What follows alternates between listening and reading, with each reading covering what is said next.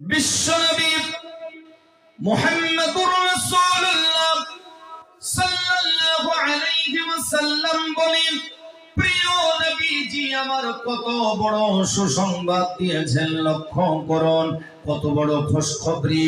শুনে রাখুন, জেনে রাখুন, এই রাত্রি জাগরণ করে, কষ্ট করে, মেহনত করে, আরামের বিছানা ত্যাগ করে আপনি এই মাহফিলে এসে বসে আছেন।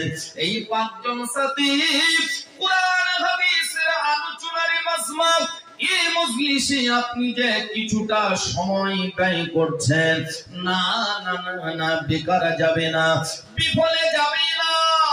নবী আমার বলেন, যখন আল্লাহর কোন বান্দা বান্দি কুরআনুল কারীম তেলাওয়াত করে, আর ওই তেলাওয়াত যারা আন্তরিকতার সঙ্গে শ্রবণ করে, খুব মুহাব্বত